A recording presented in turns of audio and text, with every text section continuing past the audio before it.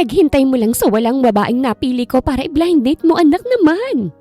Sobrang effort ko sa paghahanap ko ng babaeng makakasama mo tapos ikaw naman, hindi mo man lang magawang i-appreciate yun. Umamin ka nga sa aking bata ka. Bakla ka ba kaya kat hindi ka nagkakaroon ng interes sa mga babaeng ipinakikilala ko sa'yo? Palatak ni Ginang Aurora sa panganay at nag-iisang anak na lalaki na si Alejandro. Sinadya talaga nitong anak sa opisina nito dahil ni isa sa mga tawag nito ay hindi man lang sinasagot. Napabugan na lamang ng hangin si Alejandro matapos sermonan. Mama naman, hindi ho ako ganun. Ano ba naman kayo? Wala lang ho talaga sa isip ko mga ganyang bagay. Tsaka ayoko ho ng sakit sa ulo. Toyoin pa man din yung mga babae. Sana naman po, maintindihan yung wala pa talaga sa interes kong pagkakaroon ng kapareha. Pilit niyang pagpapaintindi sa inang lahat na lang ginagawa magkaroon lamang siya ng karelasyon. Sa kanila kasing magkakapatid, ay siya na lamang itong walang masasabing sariling pamilya. Siya pa naman itong panganay ngunit siya pa itong napag-iiwanan. Hindi naman talaga sa ayaw ni Alejandro na sumubok. Sadyang natatakot lamang siyang maulit ang nangyari sa kanya sa nakaraan. Minsan na kasi siyang umibig ngunit pinagtaksilan lamang siya ng babaeng pinag-alayan niya ng kanyang puso. Walang alam ang pamilya niya dahil inilihim niya ang bagay na yon. Kaya't gano'n na lamang siya kung utusan na mag-asawa na. No! Hindi ako papayag na hindi ako magkakaroon ng apo sa panganay ko. Itatakwil talaga kita kapag ipinagpatuloy mo yung gusto mo. Mariing pananakot ng Ginang. Sabik na kasi itong magkaroon ng munti sa panganay na anak. Umarko na lamang ang kilay ni Alejandro sa sinabi niyo ng ina. Pang ilang beses niya na bang narinig rito ang mga katagang yon. Hindi niya na halos mabilang. Palagi na lang tong nagbibigay ng banta pero hindi naman sa kanya ginagawa. Bakit ba kasi hindi mo mapagbigyan ng hiling ko sa'yo, anak? Gusto ko lamang namang magkaroon ng apo sa'yo eh. Higit sa lahat, gusto ko magkaroon ka ng pamilya na masasabi mong sa'yo talaga. Malungkot ang tumandang mag-isa, iho. Anito, hindi tuloy napigilan ni Alejandro na hilutin ng sentido. Pag-iramdam niya'y sumasakit yun bigla. Tumingin siya sa ina na batid niyang nagtatampo na at nadidismaya sa kanya. Okay, alright, I promise. Napipilitan niyang sabi dahilan para gumuhit ang ngiti sa labi ng kanyang ina. Niyakap pa siya nito ng may galak. Talaga ba anak? Naku, salamat naman. Hindi lang akong pinasaya mo dahil alam ko na pati ang papa mong nasa langit masaya rin dahil sa wakas. Susubukan na. Nagagalak nitong sabi. Hinaplos pa ni Aurora ang pisngi ng anak na si Alejandro, tsaka bumitaw sa yakap. Ipakilala mo agad siya sa akin pag nakita mo na siya anak ha? At tsaka nga pala, mangingibang bansa na muna ako. Kabuanan na kasi ng bunso mong kapatid kaya't kinakailangan nandun ako. Hindi ko naman kasi pwedeng palagpasin ang araw kung kailan makikita ko na sa unang pagkakataon ng apo ko. O siya, maiwan na kita. Marami pang kailangan gawin ng mama mong maganda. Basta't yung pangako mo anak ha, hindi ko kalilimutan yon. May ngiti sa labi nitong Bilin. Tinapik pa muna siya ng ina sa braso bago nito nilisan ng kumpanya. Napasandal na lamang siya sa swivel chair at pinaglaruan sa kamay ang hawak na ballpen. At maya-maya'y hinilot muli ang sentido. Mukhang napasubo siya sa binitawang pangako dahil saan naman siya kukuha ng babae na iyaharap sa magulang. Naputo lang malalim na pag-iisip ni Alejandro nang tumunog ang kanyang cellphone na naroroon sa ibabaw ng kanyang mesa. Wala sana siyang planong sagutin yon. Pero nang tingnan niya kung sinong caller, ay hindi siya nagdalawang isip na sagutin ang tawag. Mother Agnes, napatawag ho kayo. May problema po ba? Mahinahon ng boses na tanong niya sa madre na siyang nag-aalaga sa mga batang inabandonan ng sarili nilang pamilya. Isa lang ang kanlungan sa mga orphanage na sinusuportahan niya. Wala naman iho. Nais ko lamang magpasalamat sa donasyong ibinigay mo sa bahay kanlungan.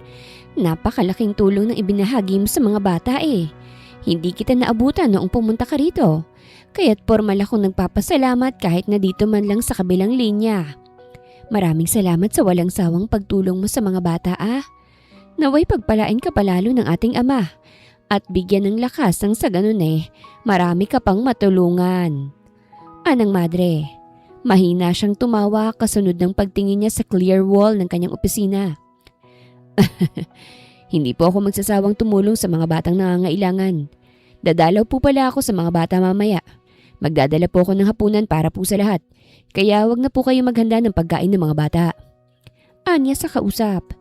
Natutuwang sumang-ayon sa kanyang madre. Tinapos niya na rin ang usapan dahil marami pa siyang kailangang pirmahan. Pero bago balikan ng trabaho, ay tinawagan niya na muna ang kaibigang may sariling restaurant para magpaluto ng mga pagkaing dadalhin niya sa kanlungan. Maraming klase ng putahe ang ipinaluto niya sa kaibigan at sinabing dadaanan niya na lamang pagkalabas niya ng Al Construction Company. Bandang 5:00 na rin ang matapos ang lahat ng kailangang tapusin sa trabaho. Dumiretso na rin agad si Alejandro sa restaurant para pick upin ang mga ipinaluto niya. Pinasobrahan ko yung luto para sure na busog talaga yung mga bata. Nagpagawa na rin ako ng iba't ibang flavor ng cake pang himagas nila. Balita ko kasi mahilig sila sa cake, kaya't ginawan ko na rin sila. Saad ng binatang chef matapos nitong utusan ng ilang staff na ipasok na sa kotse ni Alejandro ang mga hinandang pagkain. Salamat, nasend ko na rin pala sa bank account mo yung bayad sa lahat ng ipinahanda ko. Anya rito. Di ka man lang nagsasabi. Libre ko na sana yung mga hinanda namin to sa mga bata. Kamot kilay nitong sabi na ipinagkibit balikat lamang ni Alejandro. Mauna na ako, paalam niya. Tumango naman to kaya't pumasok na siya sa kanyang pick-up. Binilisan niya ang pagpapatakbo ng kotse dahil baka nagugutom na mga batang batid niyang sabik na naghihintay sa pagdating niya.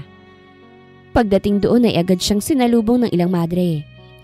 Sinabi niyang meron siyang dalang maraming pagkain kaya't kinuha na yun ng kababaihang naglilingkod sa Diyos at dinala na yun sa malawak na hapag para pagsaluhan ng lahat. Kuya Alejandro! Tuwang-tuwang mga bata nang makita siya ng mga ito. Gumuhit ang ngiti sa kanyang labi nang salubungin ng mga batang hindi pinanindigan ng kani-kanilang mga magulang. Ibinuka niya ng malaki ang kamay sabay ng kanyang pagluhod. Isang mahigpit na yakap ang iginawad niya sa mga paslit. Kamusta na kayo? Namiss niyo ba ako? Malaki ang ngiti niya sa labi nang bahagyang kumala sa yakap ng mga bata. Kapag nasa loob siya ng bahay kanlungan, ay tila ba ibang tao siya. Kilala kasi siya ng mga taong nakapaligid sa kanya sa pagiging istrikto at malayelo ang pag-uugali. Sobra po, hinihintay ka nga po namin dahil gusto naming ipakilala sa'yo si Ate Mercedes. Siya po yung pinaka-ate namin dito at wala pa po siyang boyfriend. Kayo na lang po ni Ate Mercedes, Kuya Alejandro, dahil bagay na bagay po kayo. Maganda at mabait po si Ate Mercedes at gwapo tsaka mabait naman po kayo. Sunod-sunod na pahayag ng batang si Lucy. 10 taon na ito. Ito rin ang pinaka-close kay Alejandro dahil parang sariling kapatid ang turing nito sa kanya. Alanganin namang ngumiti si Alejandro. Napakamot rin siya sa ulo dahil hindi niya alam kung anong dapat na sabihin o itugon sa panglalakad ng mga ito sa dalagang si Mercedes. Magsasalita na sana siya nang tawagin na ni Mother Agnes sa mga bata. Maging siya'y tinawag na rin. Halina kayo, kumain na muna tayo. Anya't tumayo tsaka inakay ang mga bata, patungong hapag. Nasaan po si Ate Mercedes, Mother Agnes? Usisa ni Jack na matalik na kaibigan ni Lucy. Magkasing edad lamang ang dalawang bata. Kanina pa nitong hinahagila pang mabait na dalaga ngunit hindi nito makita-kita. Napagkasunduan kasi ng dalawang bata na pagparisin ng kuya at ate nila. Dahil nakikita nilang bagay na bagay ang mga ito sa isa't isa. Nasa bayan ng Ate Mercedes ninyo. Meron lamang akong ipinabibili sa kanya ngunit pauwi na rin naman yun. Hintayin na lamang natin. Ngumiting tugon ni Mother Agnes. Tumangutango naman ang batang si Jack, maging si Lucy at ang iba pa. Okay lang po ba kuya kung hihintayin natin si Ate Mercedes para po magkasabay-sabay na tayong kumain? Tanong ni Lucy. Oo naman. Malambing ang tono niyang tugon.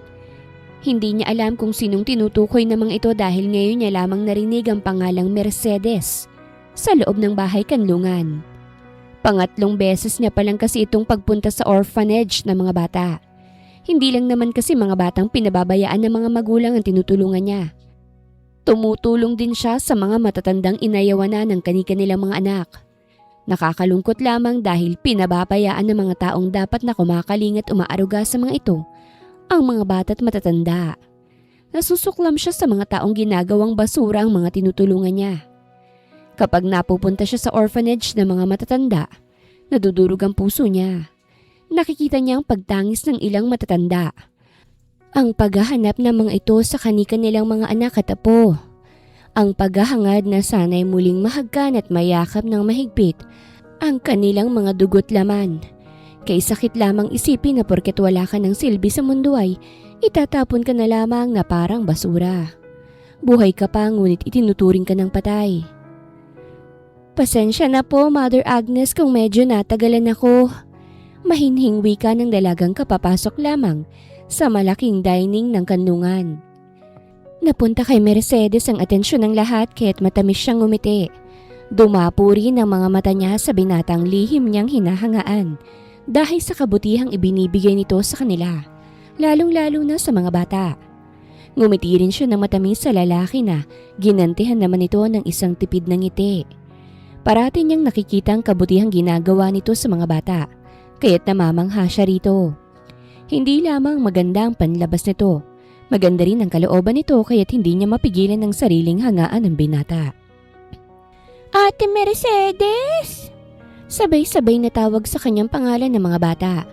Ngiti na lamang ibinalik niya sa mga ito. Ayos lang yon, halina't nang mapagsaluhan na nating lahat itong dala ni Mr. Alejandro Salazar. Saad ni Mother Agnes. Tumangwang dalaga.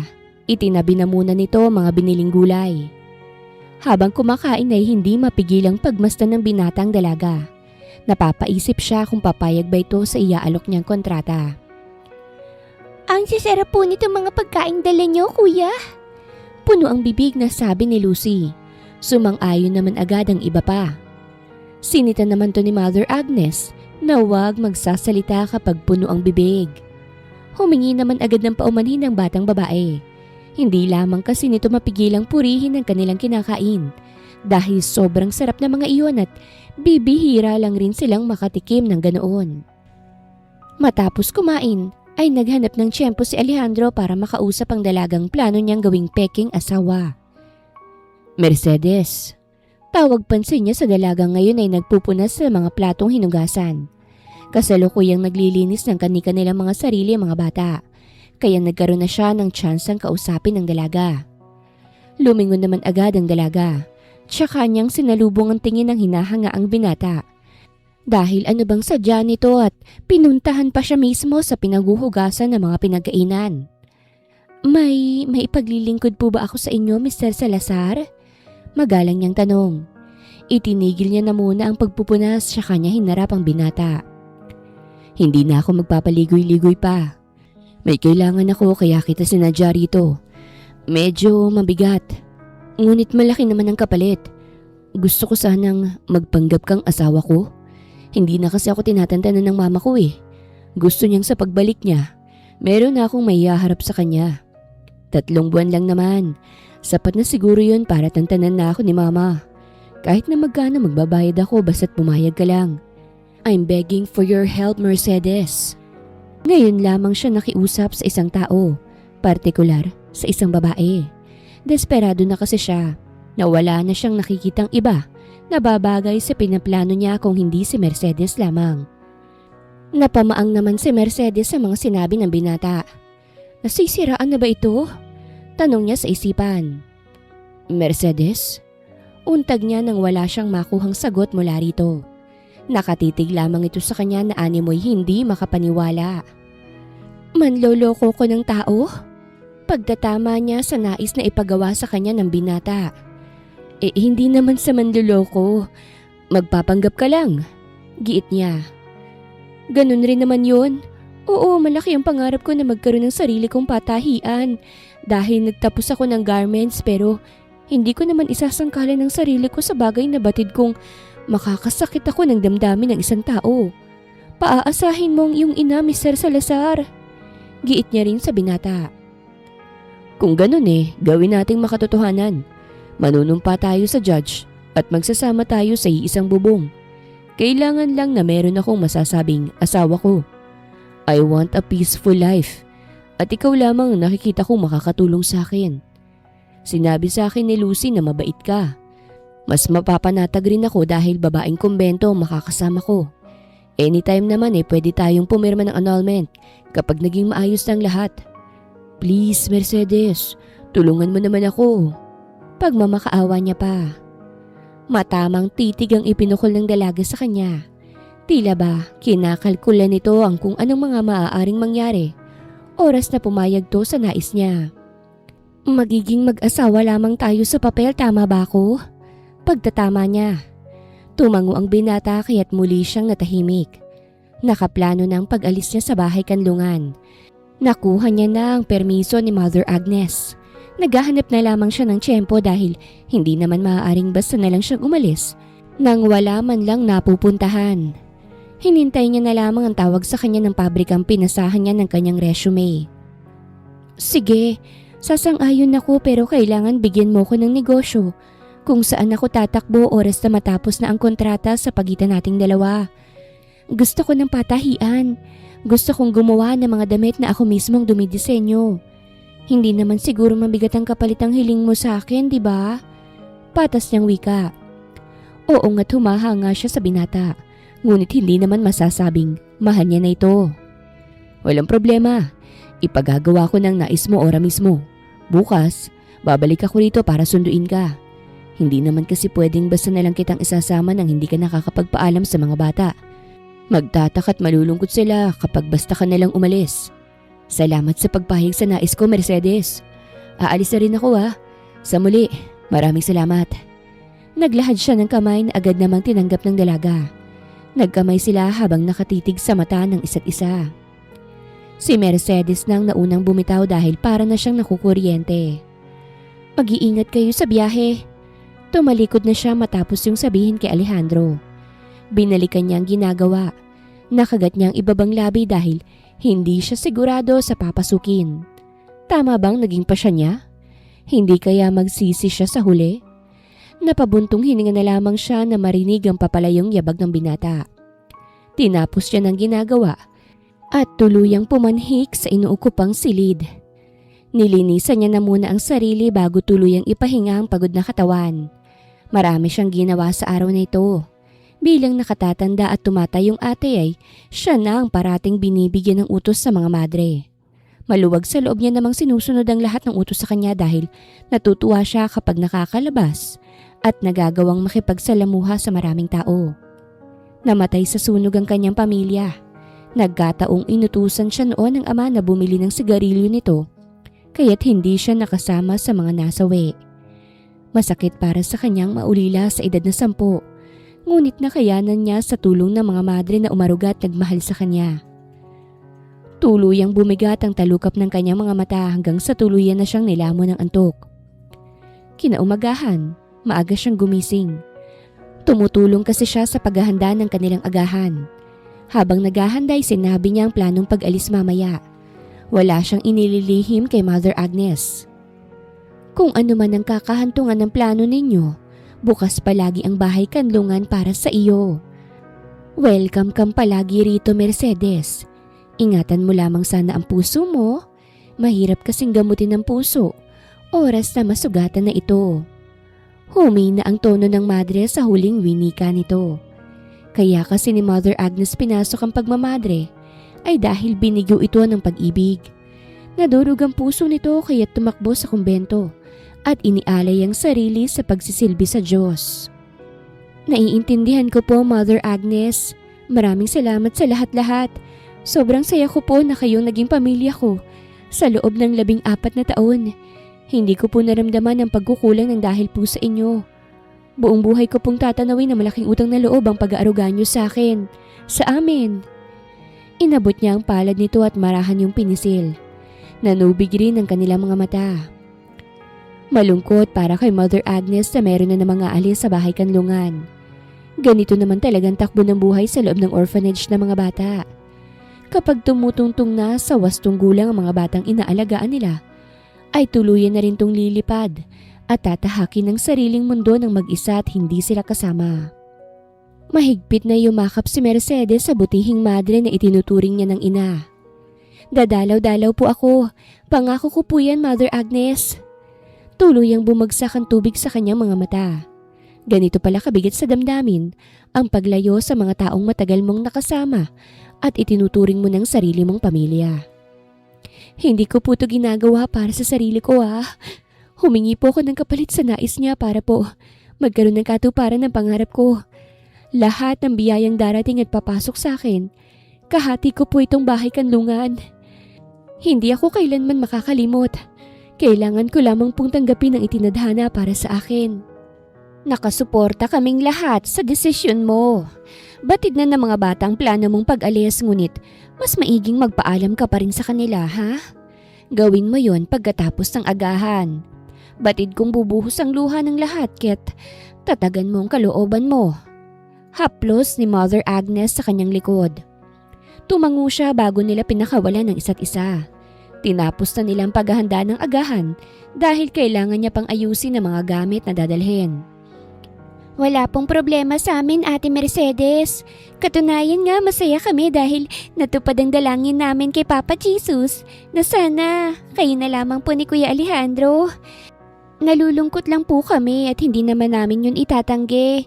Pero mas lamang po yung saya dahil mapupunta ka po sa mabuting lalaki. Oras na po ate para sumaya naman po ang puso mo. Huwag mo po kaming intindihin. Kami na po ni Jack ang bahala sa mga kapatid natin. Hindi po namin sila pababayaan. May ngiti sa labing pangako nito sa kanya. Nasa hardin sila ng kanlungan kung saan tinipon ni Mother Agnes ang lahat. Tapos na silang mag-agahan at naihanda na rin ng dalaga ang kanyang gamit. Hindi mapigilan ni Mercedes ang kanyang luha. Sa edad ni Lucy na 10 taon, ay naiisip na nito ang mga bagay na iyon. Lumuhod siya para mayakap ang batang babae. Salamat Lucy. Mahal na mahal ka ni Ate Mercedes, Kayong lahat mahal ko. Hindi ko kayo kailanman malilimutan. Palagi kayong kasama sa lahat ng plano at mga pangarap ko. Gusto ko na kung sakaling merong gustong umaruga sa inyo, tatanggapin mo. Masarap ang magkaroon ng masasabing sarili mong pamilya. Lumipad ka ng malaya. Lumipad kayo ng malaya. Tanggapin niyo yung mga taong nais na magpakamagulang sa inyo. Kapag nangyaring magkaroon kayo ng pangalawang pamilya, huwag niyo kaming kalilimutan, Hinaplos niya ang buhok ni Lucy. Nakiyakap na rin ang iba pang mga bata sa kanila na nagsisipag-iyakan na. Tanging pagtango ang nagawa ng batang si Lucy dahil panay na ang pag-agos ng luha nito. Magandang bata si Lucy kaya't maraming mag-asawa na hindi nabibiyayaan ng anak ang gusto itong ampunin. Ayaw lamang ng bata dahil ayaw nitong mapalayo sa kanila. Natapos lamang ang madamdaming sandali sa kanilang lahat nang tuluyang dumating sa Alejandro. Kagaya ng parati nitong ginagawa ay meron na naman tong dalang pagkain, mga laruan at mga bagong damit. Nag-iwan rin ng malaking halagang binata na aabot na ng kalahating taong budget para sa mga bata. Laking tuwa ng mga madre. Biyaya ng Diyos sa kanilang bilyonaryong binata. Kaya ito pinagpala dahil hindi ito ganid sa pera. Ipinamamahagi nito ang sobrang yaman, kaya't hindi rin tumitigil ang pagbuhos ng biyaya sa buhay nito. Ayos ka lang ba? Saglit na tinapunan ng tingin ni Alejandro ang tahimik na dalagang nakatingin sa labas ng bintana ng kanyang sasakyan. Hindi ko ipagkakaila na nalulungkot ako. Matapat niyang tugon. Gusto mo bang mag-back out? Tanong niya ngunit nasa daan na ang kanyang atensyon. Hindi niya na tinapunan ng tingin pa ang dalaga dahil may kotse na sa unahan at likurang bahagi nila. Hindi ako aatras. May isang salita ako, Mr. Salazar. Kaya ako ito gagawin ay para makamit ko ang pangarap ko at para na rin matulungan ko sila. Magiging asawa mo ako sa papel. Pinal na ang usapan natin at wala akong planong baliin pa yon.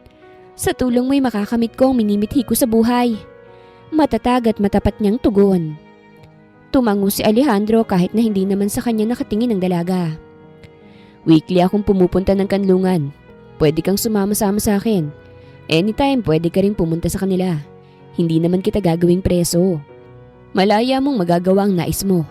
Ang bawal mo lang gawin ay ang makipagmabutihan sa ibang lalaki. Ayokong lumabas na iniiputan ako sa ulo. Kilala akong tao Konting gusot lamang sa buhay ko.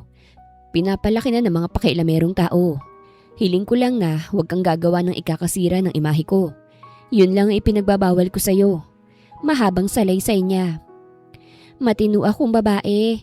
Wala kang magiging problema sa akin, Mr. Salazar. Pagbibigay niya ng kasiguraduhan sa katabi. Mabuti na yung nagkakaintindihan tayo. Dediretso na nga pala tayo sa City Hall. Nakausap ko na yung kakilala kong judge na siyang magkakasal sa atin. Ngunit bago yon, dumaan muna tayo sa mall para makapamili ng maayos na damit. Hindi naman kasi pwedeng blouse at pantalon lamang ang suot ng bride ko. Wika pang muli ni Alejandro kaya't natuon na sa kanyang tingin ng dalaga. Agad-agad? Namimilog ang mga matang paniniguro niya sa sinabi ng binata. Oo, sinabi ko namang ora mismo, hindi ba? Kibit balikat niyang tugon. Wala ka namang sinabi na ora mismo ikakasal na tayo. Hindi mo man lang ako pinag-rehearse ng sasabihin.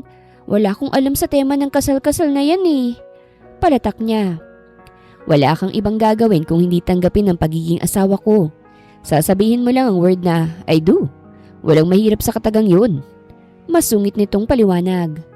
Tumabingi naman ang labi ni Mercedes dahil nagsusungit na ngayon ang mapapangasawa niya. Marahil, kaya siya nito sinusungitan ay dahil nakalabas na sila ng kanlungan. Alam ko kung anong tumatakbo dyan sa isipan mo. Kaya sasabihin ko na sa'yo na isa akong istriktong tao. Masungit rin ako kaya't umabot ang edad ko ng 30 at binata pa rin. No touch policy tayo. Oras na maging ganap na tayo mag-asawa. Aakto lamang tayong mag-asawa kapag nasa harap natin si mama. No love, no sweetness, and etc. Bawal ang ma-in love. Kapag merong isa sa atin ang nahulog, tsaka natin ititigil ang lahat. Seryosong wika niya na hindi naman inimika ng dalaga. Tumigil sila sa tapat ng isang kilalang mall sa kanilang lugar.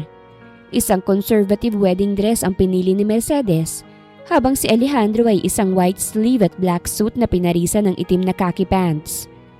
May nakasabit pang octagonal star chain sa may ibaba ng bulsa ng suit ni Alejandro, na mas nagbigay ng appeal dito. Bumili na rin sila ng tag-isang pares ng singsing na gagamitin nila mamaya. Hindi mapigilang mapamangha ng dalaga sa ganda ng tindig ng kanyang groom. Kung nagmamahalan lang sana sila baka naglulundag na ang puso niya sa tuwa. Dahil sa wakas, siyang pinalad na pakasalan ng napakagwapo at napakayamang binatang si Alejandro Salazar. Ngunit dahil isa lamang itong kontrata, ay wala siyang maramdamang saya sa puso niya. You look great. Bagay sa'yo. Mas lalo kang gumanda. Matapat na puri ni Alejandro nang lumapit na sa kanya ang kanyang magiging asawa.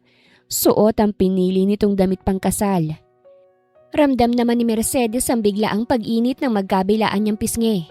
Nag-iwas siya ng tingin at kunwaring sinalat ang magandang tela ng suot na pangkasal. Lihim na lamang na napangiti ang binata dahil hindi nakatakas sa kanyang mga mata ang pamumula ng pisngi ng dalaga. Alika na, naghihintay na sa atin ng judge. Pukaw niya rito. Tumalima naman agad si Mercedes. Binayaran lang muna nilang makalaglag pa ang presyo ng kanilang mga napiling kasuotan bago sila tuluyang lumabas ng mall. Hindi na kailangang ayusan pa si Mercedes dahil natural na itong maganda. Baka mas lalo lamang itong gumanda, oras na ayusan pa ito. You look nervous. Pwede ka pang mag-back out kung nag-aalangan ka. Ani Alejandro nang nasa loob na sila ng opisina ng judge. Hinihintay na lamang nila ang lalaki na magkakasal sa kanila bago simula ng simpleng seremonya. Ang tanging saksi ng kanilang pag-iisang dibdib ay ang sekretarya ng binata na ngayon nga ay palihim na ibinabalita kay Ginang Aurora ang mga kaganapan sa panganay nitong anak. Ang akala ko ba kailangan mo nang ihaharap sa mama mo? Bakit ngayon parang ikaw itong ayaw nang magagamit para sa ikatatahimik ng buhay mo? Sambit niya upang matakpan ng kabang kanyang nararamdaman. Ayoko lang na pagsisihan mong naging desisyon mong ito. Yes, I'm desperate. Ngunit ayoko namang masisi balang araw. Pahayag niya sa mahinang tono dahil hindi nila nais na iparinig sa kanilang saksi ang naging kasunduan sa pagitan nilang dalawa. Buo ng desisyon ko, Mr. Salazar. Gusto ko lang sanang tuparin mo ang kasunduan natin pagkatapos ng kasal na ito. Mahinang saad niya ring tinanguan na lamang ng binata dahil papalapit na sa kanilang judge na gumamit ng comfort room kanina. Tahimik silang pareho habang pinakikinggan ang lahat ng sinasabi sa kanila ng judge. They've exchanged their vows hanggang sasabihin na ng pari ang katagang, "You may now kiss your bride." Lumukob ang matinding kaba sa buong sistema ni Mercedes. Wala pa siyang karanasan sa ganoong bagay, ni hindi pa nadadampian ng kahit na sino ang labi niya. "Can I kiss you?" Mahinang tanong nito sa kanya.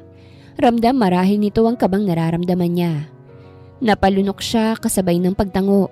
Hindi kasi maaari na hindi magdaop ang kanilang labi, lalo't iyon ang magiging selyo ng pagiging ganap nilang mag-asawa. Naramdaman niya na lang ang kamay nito sa likod niya hanggang sa kabigin siya nito at walang paalam na inangkin ang labi niya. Saglit na namilog ang kanyang mga mata dahil nang makita niya sa gilid ang kanilang saksi na nakatitig sa kanila, ay mabilis niyang ipinikit ang mga mata at sumabay sa galaw ng labi ni Alejandro. Kahit na hindi siya sigurado kung tama bang ginagawa niyang pagdugon rito. "You're bad at kissing." Bulong sa mismong tenga niya ni Alejandro nang pakawalan na nito ang labi niya. Ikaw pa lang ang first kiss ko eh." Mariin ngunit mahina niyang palatak rito. "Lumabag ka rin sa rules na no touch tayo, kaya bilang kabayaran, magdaragdag ka ng salapi, 100,000. Sapat na yon para bayaran ng kapangahasan niyang magaspang mong labi." Sinadya niyang sabihin yon dahil na-insulto siya sa sinabi nitong hindi siya marunong humalik. Imbis na sumagot ay ngumisi na lamang si Alejandro. Batid niya kasing hindi totoo ang sinabi sa kanya ng dalaga. Ramdam niya kanina ang panghihina nito nang kumapit ito sa batok niya. He's a good kisser, kaya't nanlambot ang tuhod nito at kumapit sa kanya. "Congratulations, Mr. and Mrs. Salazar." Bati sa kanila ng judge kaya't sabay silang napatingin dito. Alanganin ang ngiting gumuhit sa labi ni Mercedes, habang si Alejandro ay isang tipid na ngiti lamang. Matapos ang kasal ay kumain na muna sila bago tumulak patungong Laguna, kung saan naroroon ang bungalow na bahay ni Alejandro. 23 lamang siya noon nang maisipan niyang magpatayo ng sarili niyang bahay. Wala siyang katulong dahil sanay siyang mag-isa at mas gusto niyang mamuhay ng mag-isa. Magandang araw mga viewers! Ang kwentong ito ay hatid ng Love Series TV. Salamat sa pakikinig! Napabugan ng hangin si Alejandro sapagkat ang inaasam niyang tahimik at mag-isang pamumuhay ay maglalaho na pansamantala ng dahil lamang sa matinding pagnanais ng kanyang ina. Kung suwai lamang siguro siyang anak at masasabing black sheep, ay tinalikuran niya na lamang ang ina't hindi na to pinansin. "Wow! Dito ka nakatira?" Hindi niya mapigilang mamangha sa glass house na nasa kanyang harapan. Meron tong swimming pool at malaki ang garahihan. May basketball court din na kakasya sa 3 o 4 lamang na manlalaro. May mga bonsai trees din kaya't nalaglag talaga ang kanyang panga. "Alejandro Salazar, that is the engraved entrance. So maybe this mansion is mine?" Anyat na una nang pumasok. Humaba naman ang nguso ng dalaga sa sinabing yun ng binata. Arugante. Hiyaw ng kanyang isip. Hindi na niya ginawa pang purihin na magandang bahay ng lalaki at baka mamiloso po na naman to. "Katabi lamang ng silid ko magiging kwarto mo. Wala akong katulong rito dahil ayoko nang meron akong kasama sa bahay ko. Dahil lamang kay mama, kaya pinasok ko ang kalokohang to. Yung napagkasunduan naman natin, pinapagawa ko na sa pinakamahusay na architect at engineer. Ayoko namang mapahiya ako sa asawa ko sa papel, kaya't kinuha ko ang mga mahuhusay. Kumpleto nga palang laman ng kusina. Magluto ka na lang kapag nagugutom ka na. Kailangan ko pang pumasok sa trabaho eh. Stay here and do whatever you want. Basta, wag ka lang tatakas." Mahabang bili nito sa kanya. "Gaya nga ng sinabi ko, may isang salita ko, Mr. Salazar. Hindi mo kailangang mangamba dahil tatapusin kong kontrata sa pagitan nating dalawa. Maghahanda ako ng hapunan mamaya na kakasya para sa 2 tao. Gagawin ko ang papel ko, gawin mo rin sana ang sayo." Yun lang at tinalikuran niya na ito. Mabait at mahinhin siyang babae, ngunit hindi siya nagpapaapi. Hindi rin siya nagpapatalo. Napapailing na nilisan na lamang ni Alejandro ang mansyon. Pasakay na sana siya sa kanyang sasakyan nang tumunog ang kanyang cellphone. Hula niya na ang inang tumatawag at nang dukutin ang cellphone Ay tama nga ang hula niya. Itinapat niya sa tenga ang cellphone matapos tanggapin ang tawag. Finally! You're already married! Thank you so much, anak. Pinasaya mo ako ng sobra. Ganun na rin ang mga kapatid mo. Oh, and by the way, nakapanganak na nga pala si Annalyn. I'm hoping na ang asawa mo nang susunod kong babantayan sa ospital. Oras na isilang niya na ang pangatlo kong apo. Saad nito. Ipapahanda ko na sa caretaker natin ang isla kung saan nyo gaganapin ang honeymoon ninyo Pinapalinisan at pinapahanda ko na rin kay Mang Tommy ang White House natin. Everything settled. Bukas ay darating dyan ang piloto natin na siya maghahatid sa inyo sa private island natin. Galingan mo anak ha. Make sure na sa unang gabi nyo pa lang makakabuo na agad kayo. I'm hoping to have twin or triplets grandchild from you anak. Masayang sambit pa nito. And lastly, huwag ka na munang pumasok sa kumpanya. Iti-take over ko na muna sa pinsan mong si Vince ang company natin. Para naman masulit nyo naman ang asawa mong isang linggo ninyong bakasyon sa isla. Pahabol pa nitong ikinahilot niya ng sentido. Hindi mo naman kailangan gawin ang lahat ng to, mama. May sarili akong disposisyon. Ako dapat ang gumagawa ng lahat at hindi kayo. Pagpapaunawa niya rito ngunit umismid lamang ang inang nasa kabilang linya. I know you, Alejandro. Masuunahin mong trabaho kesang makasama ang asawa mo. Masungit itong wika na ikinabusangot niya. Fine! Sumusukong sambit niya. Oh, thank you anak. Next week pang uwi ko dyan, so enjoy your vacay. I love you my son. Nitong ikinabuntong hininga na lamang niya. I love you too mama, kahit na masyado kang diktador. Pagod ang boses niyang tugon na tinawanan lamang ng nasa kabilang linya. Nagpaalam na ito sa kanya kaya't ibinalik niya na sa bulsa ang cellphone. Bagsak ang balikat ni Alejandro nang bumalik sa loob. Hinahanap niya ang kanyang asawa ngunit hindi niya ito makita. Saan naman kaya nagsuot ang babaeng yun? Tanong niya sa isipan. Umakyat siya sa hagdan dahil plano niyang tingnan ang silid na itinuro niya kay Mercedes kanina. Marahil ay nagtungo to sa silid nito, kaya't hindi niya mahagilap. Marahan niyang binuksan ang pinto ng kwarto ni Mercedes, kaya't tumambad sa kanya ang hubad nitong katawan. Ay! Manyak! Sigaw nito nang makita siya sa pinto. Nakatalikod to kanina at nang humarap ay mabilis nitong pinulot ang hinubad na wedding dress. At agad namang itinakip sa hubong katawan. Namumula na ang buong mukha nito at halos maiyak sa sobrang hiya at the same time, kaba. I'm sorry. I just wanna check you out. Mabilis na isinarado ni Alejandro ang pinto. Naihilamos niya ang palad sa muka. Hindi niya intensyong makita ang itinatagong yaman ng dalaga. Naistatwa lamang siya kanina nang makita ang perpektong hubog ng katawan nito. Damn it, Alejandro. Kumatok ka kasi muna bago ka pumasok. Pangaral niya sa sarili. Napabuntong hininga siya dahil sa nangyari.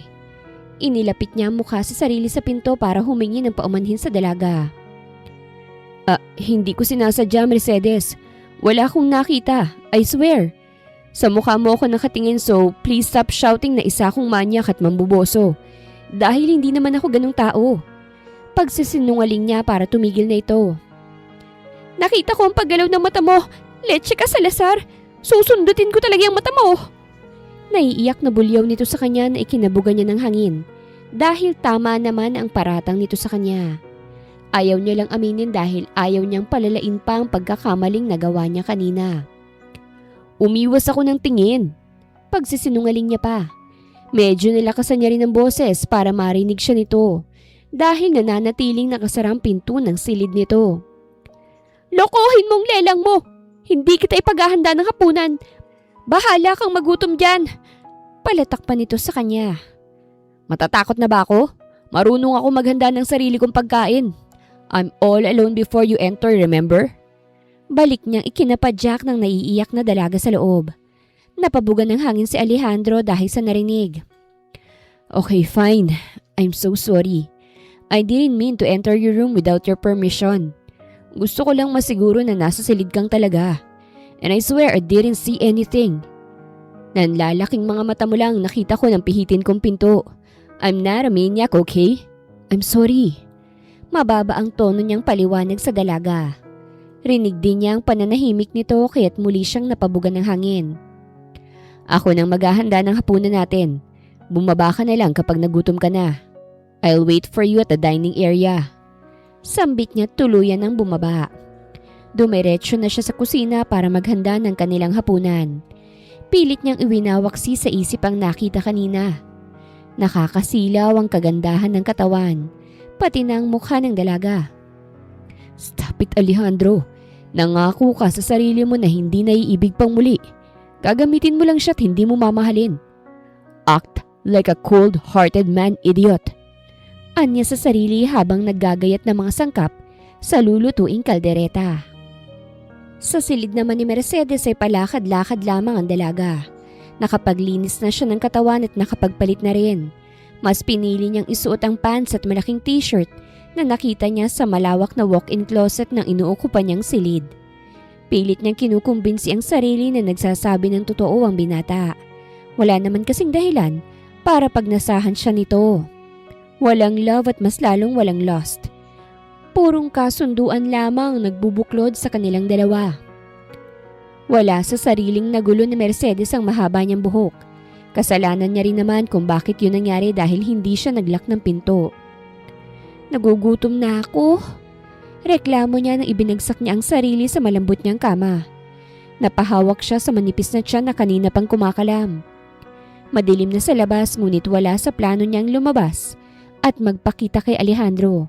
Nahihiya siya rito.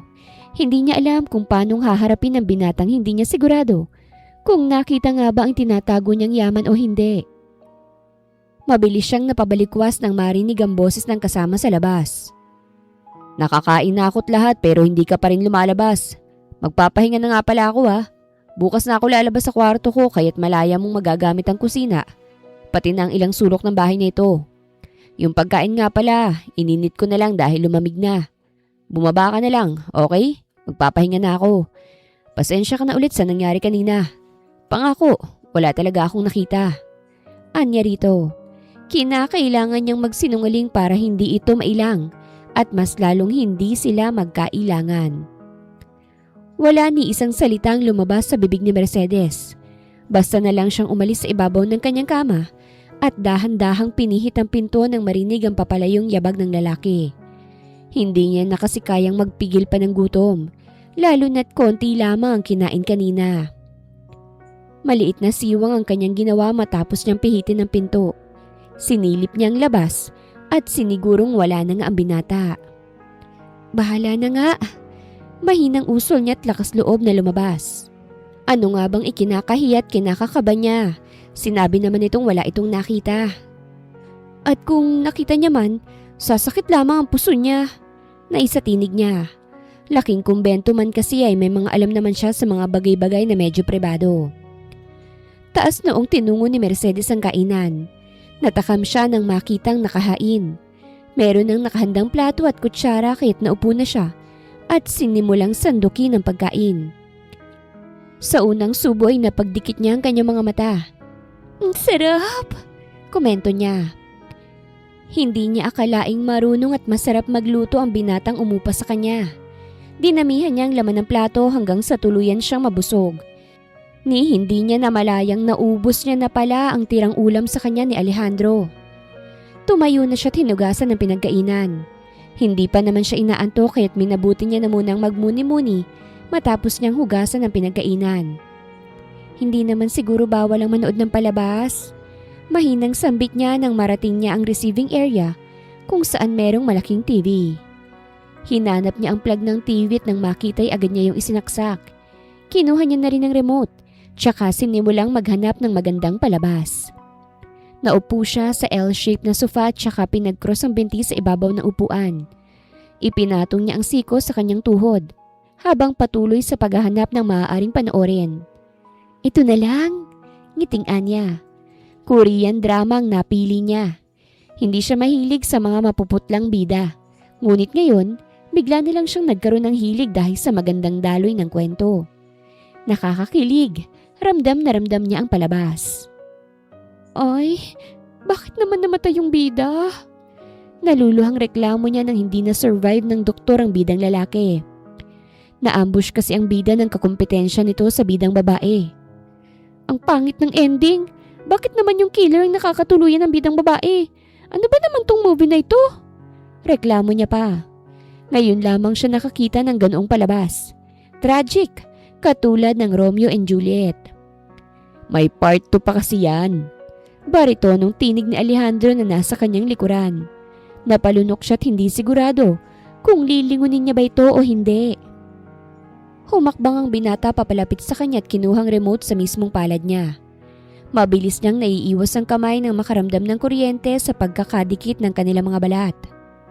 Itinutok ni Alejandro ang remote sa TV kaya't naando doon ang atensyon ni Mercedes. Yan ang karugtong. Thriller ang napili mong palabas. Romantic ngunit marami ang aksyon. Nilingon siya nito kaya't nagtama ang kanilang mga mata. Ewan ba niya ngunit hindi niya magawang mag-iwas ng tingin. Kay ganda kasing pagmasdan ng mga abuhing mga mata ng binatang kaharap niya.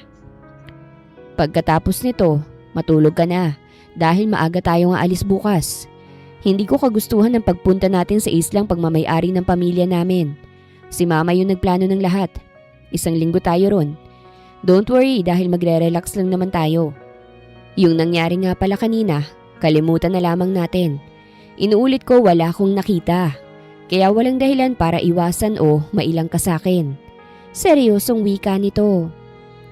Sigurado ka ba talagang wala kang nakita? Paniniguro niya. Bakit? Gusto mo bang meron? Tanong nitong ikinaarko ng kilay niya. Siyempre hindi. O sige na, umalis ka na't magpahinga. Tatapusin ko lang tong palabas pagkatapos magpapahinga na rin ako.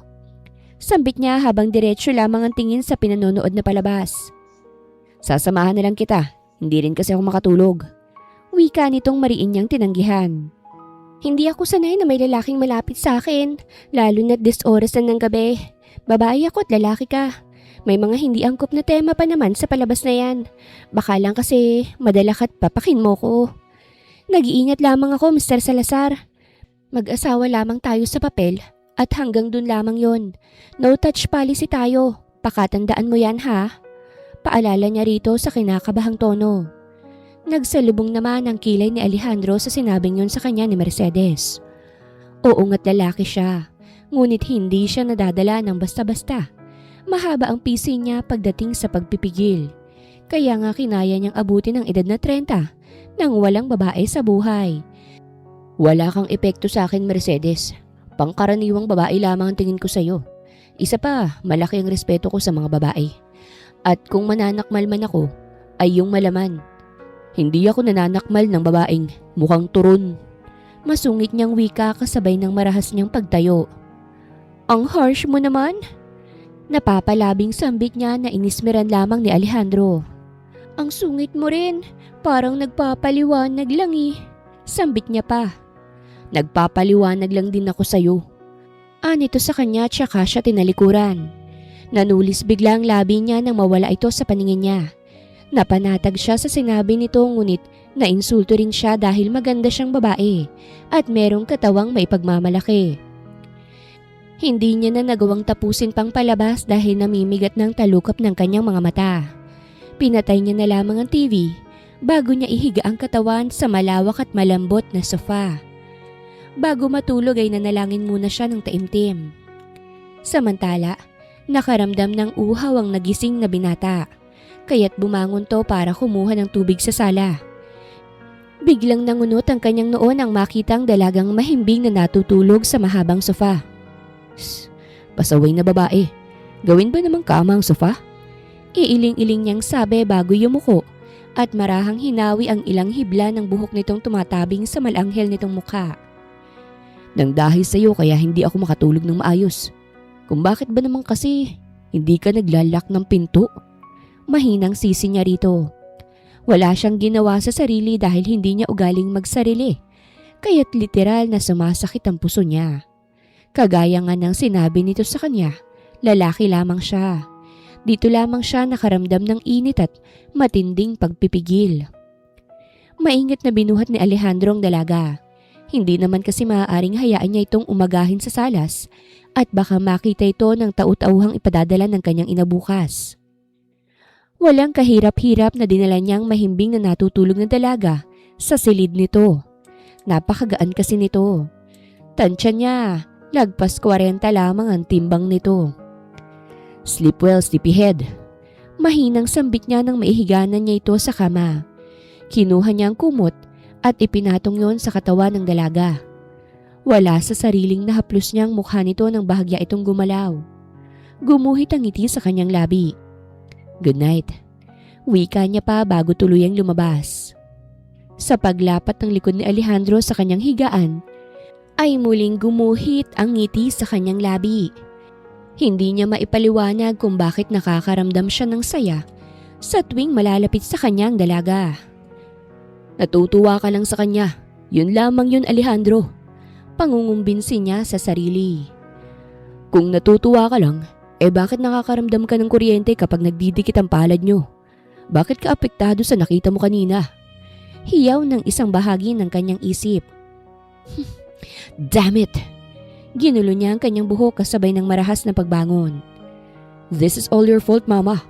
Kung hindi mo nilang sana ako kinulit, hindi ko sana papasukin ang sitwasyong to na ngayon gumagambala na sa isipan ko. Paninisi niya sa ina. Idinaan na lamang niya sa pagsashower ang init na bumabalot sa buong sistema niya. Sa tuwing ipipikit niya kasi ang kanyang mga mata, naaalala niya ang natunghayan kanina. Nang tuluyan nang nawala sa sistema niya ang pag-iinit ay, tinuyo niya ng buhok. Pinilit niya na ring makatulog dahil maaga pa sila bukas. Kinaumagahan, nagtaka ang dalaga kung bakit nasa silid niya na siya. Binuhat niya kaya ako papunta rito? Tanong niya. Bigla niyang kinapa at pinakiramdaman ang sarili. Safe, wala naman siyang ginawa sa akin. Mukha namang gentleman ang asawa ko sa papel. Natutuwang sambit niya. Bumangon na siya at nagtungo ng banyo. Naghilamos at nagsipilyo na muna siya bago bumaba. Good morning, Mr. Salazar. May ngiti sa labing bati niya sa asawa nang maabutan niya itong naghahanda ng kanilang almusal.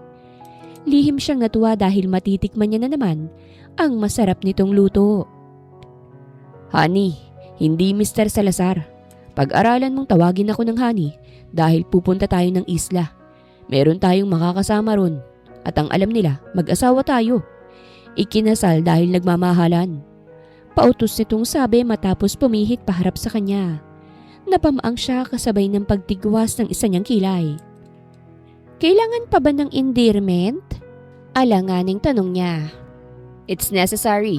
Try to call me honey. I-practice mo lang para masanay ka. Pautos na naman itong sabi. Umangat ang isa niyang kamay patungo sa kanyang ulo. Napapakamot siya at the same time, nag-aalangan. Yung usapan nga pala. Pinapagawa ko na. Mabilis nitong putol sa iba niya pang sasabihin. Inililigaw mo ang usapan. Masungit nitong sabi. Hindi Depensa niya. Talaga ba? Taas ang isa nitong kilay na paniniguro sa kanya. Oo naman, giit niya.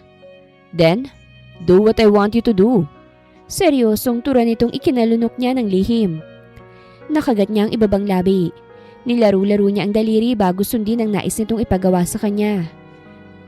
Honey? Nahihiyang sambit niya na lihim namang ikinangiti ng binata. Tumikim sa Alejandro tsaka umayos ng tayo. Binasari nito ang labi tsaka sinuklay ang buhok. Say it again. Paus ang boses nitong mando sa kanya. Nag-iwas siya ng tingin dahil para siya nitong inaakit. Kailangan pa ba? Hindi ba pwedeng kapag may mga taong nakatingin na lamang? Naiilang at nahihiya kasi ako. Pag-amin niya. Kailangan mong masanay. Giit nito. Masasanay rin naman ako pero wag naman muna ngayon. Tulungan na lang kita dyan sa niluluto mo at makakain na tayo. Aalis tayo hindi ba? Kaya kailangan na natin bilisan. Pagpapaalala niya. Lumapit siya rito at planong abutin ng sandok para sana halu-haluin ang sopas na hinahanda nito. Nangiiwas nito yon sa kanya. Nagtatanong niya itong tiningnan ngunit inirapan lamang siya nito. Problema ng isang to? Tanong niya sa isip. Sit there and wait. Malamig nitong utos sa kanya. Tinalikuran din siya nito. Nagkibit balikat na lamang siya at sinunod ang utos nitong maupot maghintay. Pinagsalikop niya ang palad na nakapatong sa lamesa. Hindi niya inaalis ang tingin sa maskuladong naghahanda ng kanilang agahan. Hindi siya kailanman namuri ng lalaki. Ngayon pa lamang. Wala kasi siyang maipipinta sa lalaki. Ito ang tipo ng lalaki na hindi na kailangang manligaw pa. Dahil ang mga ganito ang klase ng lalaki na sinasamba. Kung hindi siguro siya lumaki sa kumbento baka bumigay na siya sa binata. You're drooling. Paratang nitong ikinatikwas ng kilay at ikinalaki ng butas ang ilong niya. Tumulis din ang labi niya. Hindi naman siya nito nakikita para paratangan siyang naglalaway siya rito. Assuming ka, Mr. Salazar. Taklesan niyang sabi. Inis na humarap sa kanya si Alejandro. Pinagkrus nito ang kamay at inilang hakbang ang distansya nilang dalawa. Isang tawag pa sa akin ng Mr. Salazar. Talagang patitirigin ko yung mga mata mo sa ibabaw ng kama mo. I'm warning you, honey. Obey what I'm saying dahil kapag nagbigay ako ng banta, ginagawa kong talaga. Bulong nito sa mismong tenga niya. Napalunok siya dahil nagtayuan ng mga balahibo niya. Ramdam na ramdam ng balat niya sa bandang tenga ang mainit nitong hininga. Nahigit niya bigla ang hininga nang dumampi ang labi nito sa pisngi niya. Gusto niya itong talakan dahil sa paglabag nito sa no-touch policy nila. Ngunit hindi naman niya magawa. Pakiramdam niya na estatwa na siya nang dahil sa ginawa nitong paghalik sa pisngi niya. It's your punishment, silly. Mahinang sambit nito bago lumayo sa kanya. Doon pa lamang siya nakahinga ng maluwag. Tahimik silang kumain at nang tuluyang matapos, ay naligo na sila at inihanda ang dadalhin. Mga ilang minuto rin silang naghintay bago tuluyang dumating ang piloto na maghahatid sa kanila sa Aurora Island. Sa isla kung saan nabuo ng mag-asawang Salazar ang kanilang unang supling. At iyon nga'y si Alejandro. Inilahad nitong palad sa kanya na walang pag-aalinlangan niya namang tinanggap. Nakabibingi ang hélice ng chopper, kaya tinakpan nito na parang headphone ang tenga niya. Isinandal rin itong ulo niya sa balikat nito. Matulog ka na muna dahil malayo-layo rin ang magiging biyahe natin. Saad nito't ipinatong ang ulo sa ulo niya. Huminga muna siya ng malalim matapos umangat ng sasakyang panghimpapawid bago niya sundin ang sinabi nito. Marahang tapik sa pisngi ang nagpagising kay Mercedes. Umayo siya ng upo at sinalat ang gilid ng kanyang labi para tiyaking walang bakas ng laway. Nandito na ba tayo? Tanong niya nang ibinaling niya kay Alejandro ang tingin. Nagulat pa siya dahil nakatingin to ng direkta sa kanya. Sinalat niya ang mukha upang alamin kung may dumi ba siya. May dumi ba ako sa mukha at titig na titig ka sa akin? Inosente niyang tanong. Wala. Napapakamot sa batok nitong sabi.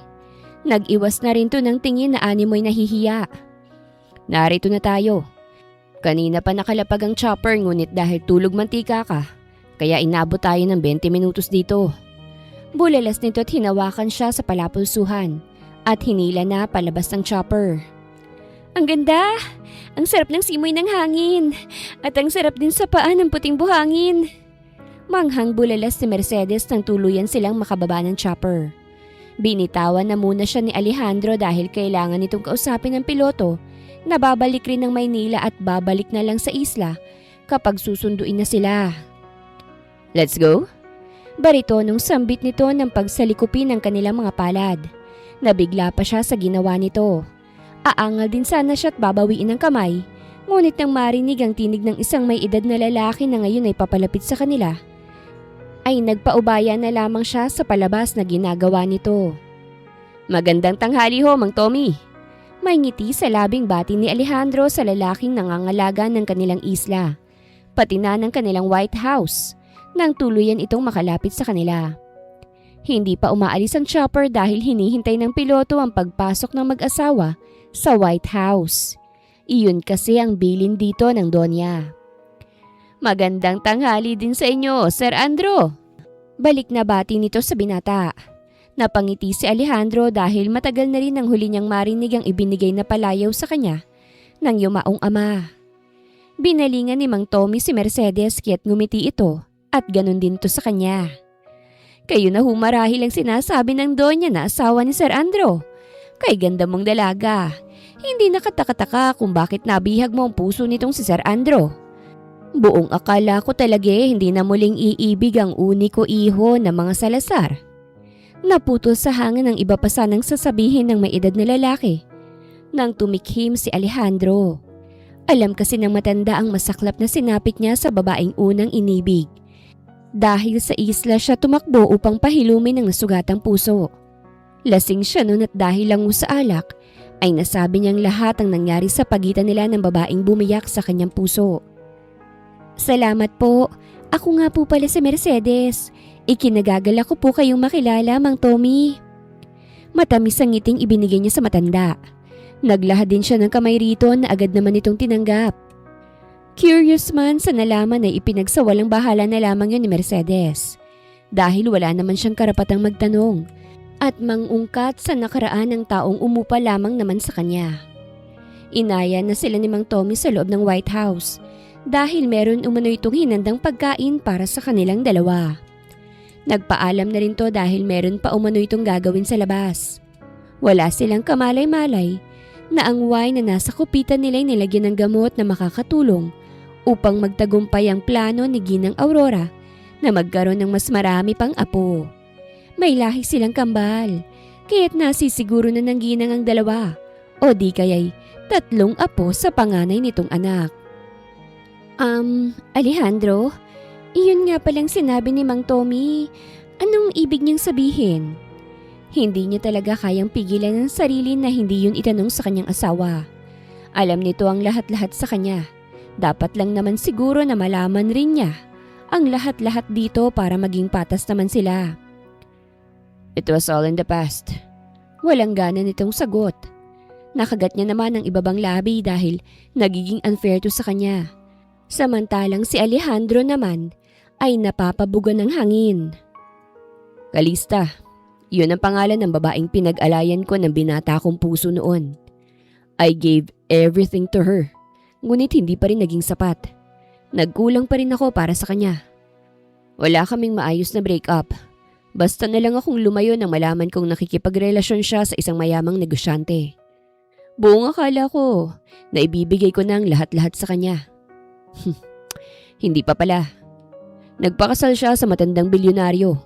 Matapos nun wala na akong naging balita sa kanya dahil nag-migrate na sila sa States. Salaysay nito habang nakatitig ng mataman sa kanya. Wala siyang maramdamang sakit at panghihinayang sa tono nito. Marahil ay matagal na itong nakalimot sa unang babae sa buhay nito. Tumangu-tangu siya tsaka inabot ang kopita. Inamoy niya na muna yon bago tikman. Matamis na mapait. Komento niya na ikinangiti ni Alejandro dahil wala man lang itong naging komento sa lahat ng sinabi niya. This girl is different. She's truly amazing. Komento ng kanyang isip. Tapos na silang kumain kaya't sinimsim na rin ni Alejandro ang laman ng kanyang kupita. Saktong 12:00 ng tanghali, ipinasya nilang manood na lamang muna ng palabas. Mainit kasi ang panahon sa labas. Hindi magandang maglakad-lakad sa tabing dagat. Sa hapon na lamang sila mamamasyal. Sinimulang buhayin ni Alejandro ang malaking TV nang makaramdam siya ng matinding pag-iinit. Nilingon niya ang katabi na nagpapaypay ng sarili nitong kamay. Butil-butil ang pawis nito. Mama! Hiyaw ng kanyang isip sapagkat hindi ordinaryong init ang nararamdaman nila. Malakas ang aircon ngunit pakiramdam nila'y sinisilaban sila. Ano bang nangyayari, Alejandro? Bakit sobrang init ng katawan ko? Tsaka, bakit parang may kung anong nakakakiliti sa loob na gustong ko mawala? Ano ba ito? Si Mama, tiyak ko na siyang may pakana ng lahat ng ito. Pumasok na sa silid mo. Maligo ka pagkatapos ay matulog nang sa ganun. Maibsan ang init na nararamdaman mo. Epekto yan ng gamot na inihalo sa kung alin mang kinain o ininom natin. Malakas ang kutob ko. Na droga para sa pagtatalik ang nakapasok sa sistema natin. Kaya pakiramdam natin para na tayong sinisilaban. Paos at hirap din itong sabi. Gustong umiwas si Mercedes nang magtanggal ng pang-itaas si Alejandro. Ngunit ayaw sumunod ng katawan niya. Tila ba mayroong sariling pag-iisip ang katawan niya dahil Unti-unti niyang inilalapit ang sarili sa lalaki hanggang sa abutin niya ang mukha nito. Sunod niyang ginawa ay tumingkayad at inabot ang matamis nitong labi na kay sarap hagkan. Hindi totoo ang sinabi niya na magaspang ang labi nito. Kabaliktaran, sapagkat napakalambot at napakatamis ng labi nito. Nahihirapan na akong magpigil, Mercedes. Ayokong gawin ang bagay na batid nating pagsisisihan natin hanggang sa bandang huli. Hirap niyang sabi, matapos kumawala sa nakakaliyo at nakakapanghina nitong labi. Hindi ko na kaya. Pagmamakaawa niya. Kakaibang sakit ng kasi ngayon ang bumabalot sa pang-ibaba niya. Ang sakit na ng puson ko, honey. Sa sinabi nitong yun ay tuluyan ng naputol ang pisi ni Alejandro. Ang pagtawag nito sa kanya ng honey ay mas lalo lamang nagpalala sa init na kanyang nararamdaman. Kinabig niya ang batok nito at pinagdaop ang kanilang mga labi. Sinalo niya rin ang pang-upo nito hanggang sa tuluyan niya itong dalhin sa master's bedroom, kung saan siya dapat na magpapahinga nang hindi man lang naghihiwalay ang kanilang nag-aalab na mga labi. Maingat na inihiga ni Alejandro ang babae ngayon ay nagpapahibang sa kanya. Pinakawalan niya muna ang labi nito upang humingi ng paumanhin sa gagawin niya. Halos bawian ng ulirat ang dalaga nang tuluyang maramdaman ang binata sa loob niya. Mahigpit siyang yumakap rito hanggang sa tuluyan nilang maabot ang sukdulan. Matinding pagpipigil ang ginawa ni Alejandro nang tuluyang makatulog ang inangking dalaga. Isang beses lamang ang pagkakamali na gagawin niya. Wala ito sa plano ngunit dahil sa pilyang ina, kaya niya nagawang pakialaman ng babaeng asawa niya lamang sa papel. Aaminin niyang meron ng puwang sa puso niyang dalaga. Ngunit hindi yun basihan para sungkitin ang iniingat-ingatan nitong yaman. He was her first at napunlaan niya ito. Maingat siyang bumangon. Kinumutan niya rin ang dalaga bago niya pinulot ang nagkalat niyang saplot. Tinapunan niya muna ng tingin ng mahimbing na natutulog na dalaga at mahina ritong humingi ng tawad bago tuluyang lumabas ang sariling silid. Nasa bulsa niya ang kanyang cellphone kaya't dinukot niya yon. Tinawagan niya ang kilalang engineer na siyang inatasan niyang mamahala sa ipinapagawa niyang clothing store. Ayon sa kausap, ay aabuti ng mahigit 1 buwan bago matapos ang kanyang ipinagagawa. Sinabi niya naman na kung merong mas ibibilis pa sa 1 buwan ay gawin ito, kahit na magdagdag pa siya ng ilang milyong bayad dito. I'll try our best, Chairman, sagot ni Engineer Fajardo. Hindi na siya sumagot pa't ibinaba na lamang niya ang linya. Kulang-kulang 1 milyon ang idinonate niya sa orphanage ng mga bata at ng mga matatanda kaya't panatag ang loob niya sa mga ito. Napabugan ng hangin si Alejandro bago tuluyang pumasok sa guest room. Meron siyang ilang damit doon, kaya't meron siyang magagamit na pamalit kahit na hindi siya bumalik sa inuokupang silid. Matapos maligo ay pinasya niyang magtungo sa minibar. Kailangan niya ang sipa ng alak para maramdaman niya ang pagbigat ng kanyang mga talukap. Tumayo na siya at susuray-suray na nagtungo sa sofa. Doon niya na piniling matulog dahil hindi niya na kayang umakyat pa ng hagdan. Kinaumagahan ay naunang nagising si Alejandro. Nagising kasi ito dahil sa narinig na ugong ng lumapag na chopper. Bumangon siya habang hawak ang sentido. Lumabas siya ng White House upang alamin kung sino ang lula ng chopper na lumapag. Kalista? Mahinang usal niya nang bumaba ng chopper ang malamodelo sa ganda at singputi ng gatas na balat ng babae. May ngiti sa labi nitong humakbang palapit sa kanya. Wala siyang ibang nararamdaman sa babae. Blanko niya lamang itong tinitingnan hanggang sa huminto na ito sa harapan niya. Tinanggal na rin ito ang sunglasses na suot, kaya't bumungad sa kanyang paningin ang abuhin nitong mga matang katulad din sa kanya. Parehas kasi silang half kaya't abuhin ang kulay ng kanilang mga mata. I finally found you! I waited a long time for the right time just for this day to come. Let's fix everything, babe. Let's get back to the way we used to be. Let's get married and let's have children you dream of. Galak nitong sabit walang paalam na inabot ang kanyang labi. Ganoong tagpo ang nakita ni Mercedes nang dumungaw ito sa bintana. Pakiramdam ng dalagay na hati sa 2 puso niya. Hindi niya dapat ito maramdaman ngunit Hindi niya mapigilan. Mahal niya na ang taong umupa lamang naman para maging asawa siya. Ipinikit niya ang kanyang mga mata, kasabay ng pagtulo ng namuong luha sa kanyang mga mata. Walang espesyal sa nangyari sa kanila, dahil sanhi lamang yun ang gamot na pumasok sa sistema nila. Wala kang laban sa maladyosang ex niya. Natulungan mo na siya, Mercedes. Sapat na yun para tigilan ang kalokohang to. Mapait niyang sabi. Hirap man dahil sa napunit niyang hiyas, ay bumangon pa rin siya at naglinis ng katawan. Ipapatigil niya ng kalokohang ito habang maaga pa, habang hindi pa masyadong malalim ang sugat sa puso niya. Tinapos niya na ang paglilinis ng katawan. Lakas loob siyang bumaba. Pigil-pigil niyang matinding kirot. Nabungaran niya si Alejandro sa salas. Nilibot niyang tingin ngunit wala ang babaeng kahalikan nito kani-kanina lamang. Nilinis niyang lalamunan bago rito lumapit. Agad naman tong napatayo nang makita siya. Mercedes. Alalang sambit nito sa pangalan niya. Gusto ko nang umuwi sa bahay kanlungan kung saan ako nabibilang. Ayoko nang ituloy ang palabas. Umaatras na ako. Wala na rin akong pakialam sa kasunduan natin. Basta, iuwi mo lang ako. Diretsahan ngunit pigil ang luhang utos niya rito. Dahil ba sa nangyari? Malungkot ang boses nitong tanong, kaya't mabilis siyang nag-iwas ng tingin. Sinubukan nitong abutin ang palad niya ngunit iniwas niya yon. Walang kinalaman ang nangyari sa atin. Mahina niyang tugon. Mercedes, iyong nangyari, espesyal yun sa akin. Hindi ka rin pwedeng umatras. Mahina ang tono nitong sabi. Pigil ang luhang umiwas siya rito ng tingin.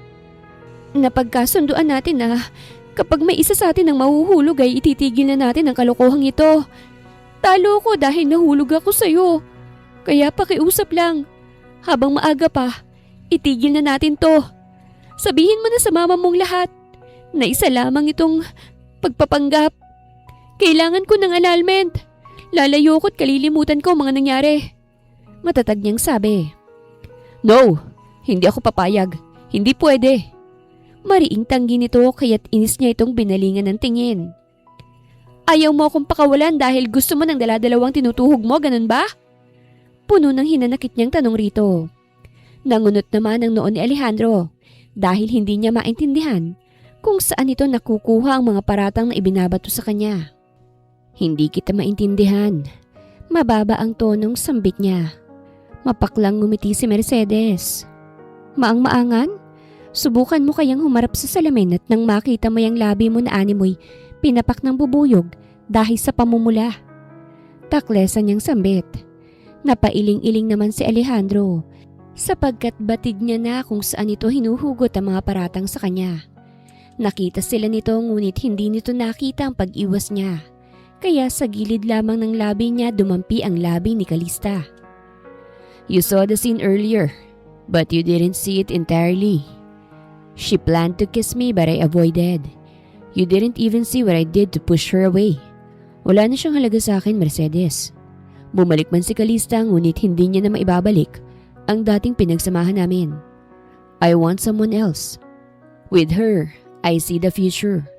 With her, I can see what I've been dreaming about for a long time. Inabot niya ang palad nito at marahan yung pinisil. Hindi lang naman ikaw ang nahulog. Parehas lang tayo kaya't walang rason para itigil natin to. Gusto kita, Mercedes. Hindi ko alam kung saan at kung papaanong nagsimula ang lahat. Basta na lang akong gumising isang umaga na itinitibok ka na ng puso ko. Gustong gusto kong marinig mula sa iyong napili kong endearment para sa atin. Nakakahiya mang aminin ngunit kinikilig ako sa tuwing sasambitin mo ang endearment na gusto ko para sa ating dalawa. Let's make it official, honey. Alisin na natin ang pader na nakaharang sa mga puso natin. Hayaan natin ang puso nating tumibok at maging masaya. Mahal kita, Mercedes. Mahalaga ka't espesyal. Gusto kong makasama ka. Gusto ko ring alagaan ka pati ng magiging bunga ng pagmamahala natin. Mahal kita. Mahal mo rin naman ako, hindi ba? Oo. Mahina niyang tugon.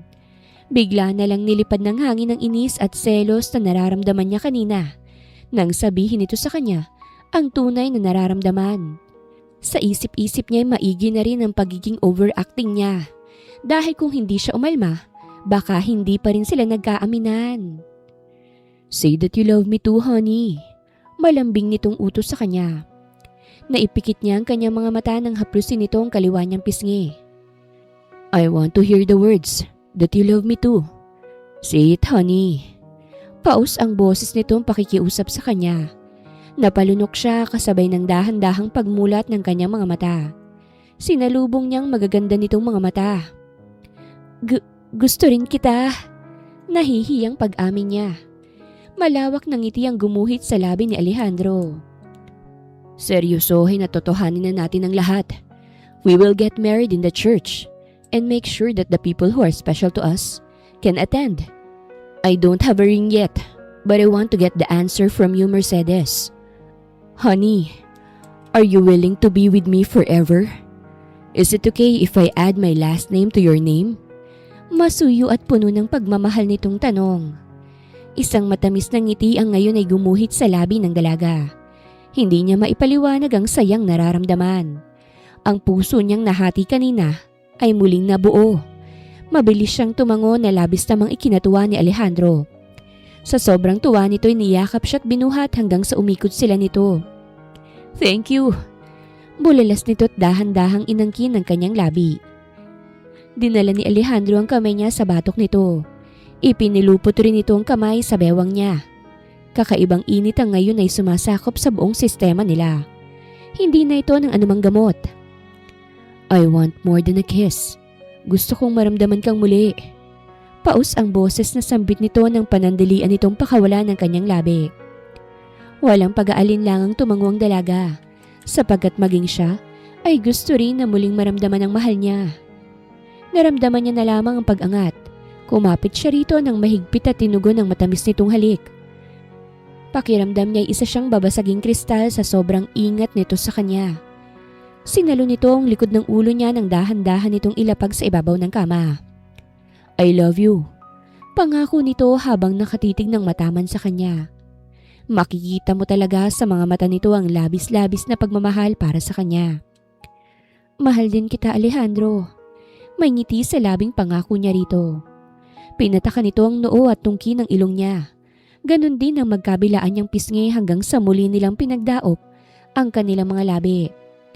Muli nilang ipinaramdam ang pag-ibig sa isa't isa sa ibabaw ng malambot na kama nilang mag-asawa. Pagbalik natin ng Maynila, dadalaw tayo ng kanlungan. Sasabihin natin kay Mother Agnes ang lahat. Iimbitahan rin natin sila sa gaganapin nating kasal. Tsaka ko nilang ibabalita kay Mama kapag naisaayos ko na ang tungkol sa kasal natin. Kapag kasi sinabi ko agad kay Mama, paniguradong magpipresenta na naman yun at trumabaho ng lahat.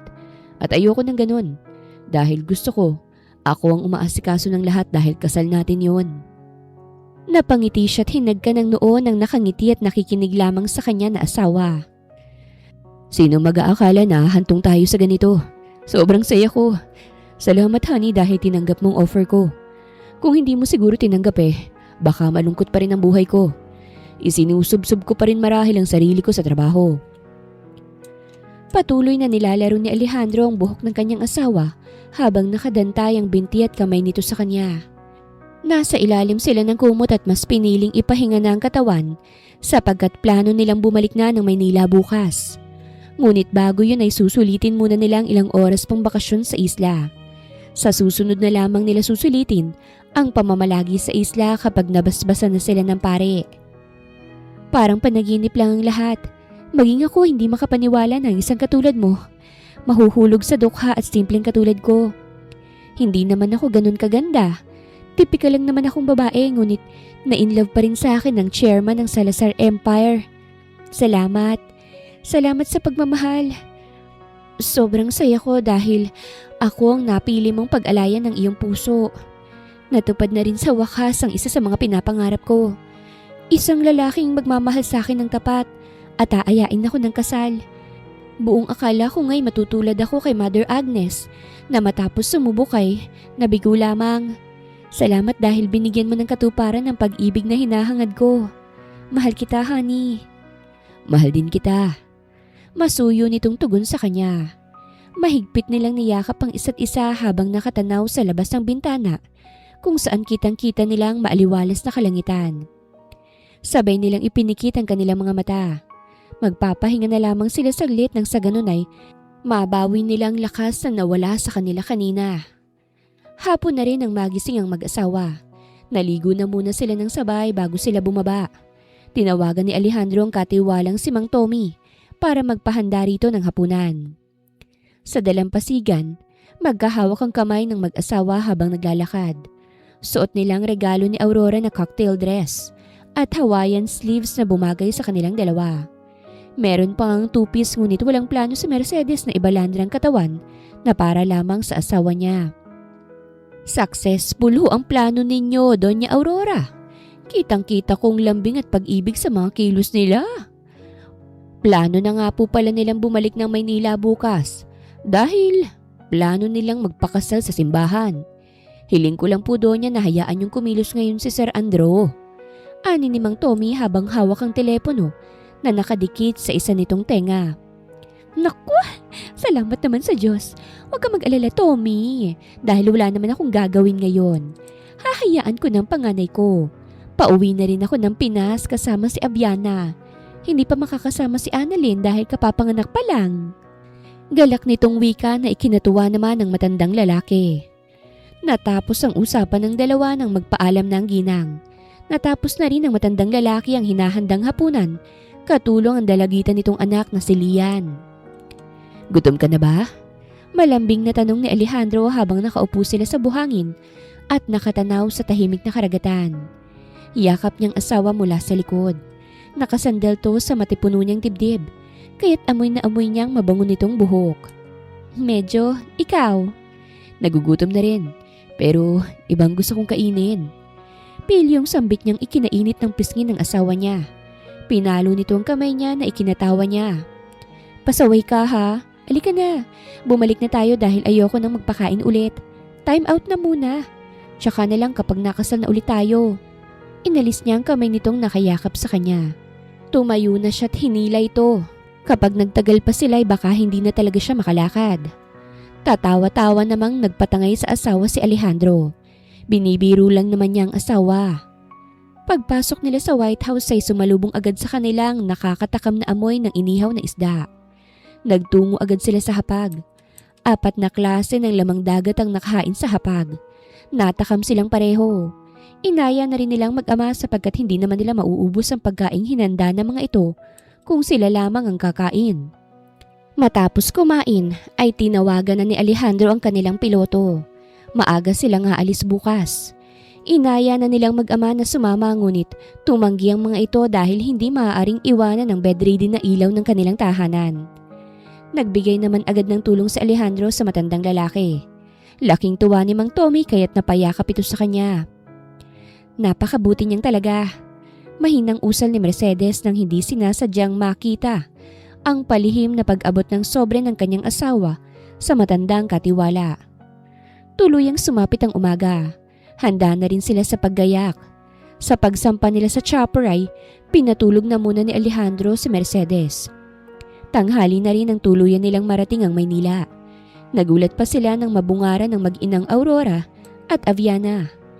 Hindi ni Mercedes inaasahan ng mainit na pagtanggap sa kanya ng ina't kapatid ng kanyang asawa. Pinag-usapan na agad nilang kasal. Maluha-luha pang dalaga sapagkat naramdaman niyang pagmamahal ng isang ina sa katauhan ng ina ng asawa. Ganito po palang pakiramdam na may yakap ng isang ina. Ang sarap po sa pakiramdam, Mama. Tumulo ang luha sa mga mata niya. Nasa loob sila ng silid ni Aurora dahil ni-request nitong mag-bonding sila mga babae. Ayaw pa sana ni Alejandro ngunit dahil nais rin ni Mercedes na makabanding ang ginang, pati ng kapatid nito kay magkasing edad lamang ang dalawa. Kaya't madaling nagkagaanan ng loob. Kinabahan pa nga si Mercedes dahil mukhang mataray ang dalaga. Ngunit hindi naman pala dahil katulad ng ina at ng kapatid nito, mabait rin to. Nakausap niya rin through video call ang bunso ng mga ito na si Annalyn na ubod ng lambing. Natawa si Mercedes sa sinabi sa kanya ni Aviana. Pinawi niya na rin ang tumulong luha. Pasensya na, sobrang saya ko lang talaga. Sambit niyang ikinangiti ng dalawang babae. Niyakap siya ng mga ito hanggang sa muli siyang pagsukatin ng mga regalo nitong dress at sapatos. Inabot ng 1 buwan ng paghahanda sa engrandeng kasalan. Lahat ng malalapit sa kanila, saksi sa sumpaan nilang mag-asawa. Lumipas pa mga buwan at tuluyan na ring iniluwal ni Mercedes ang triplets nila ng mahal niyang asawa.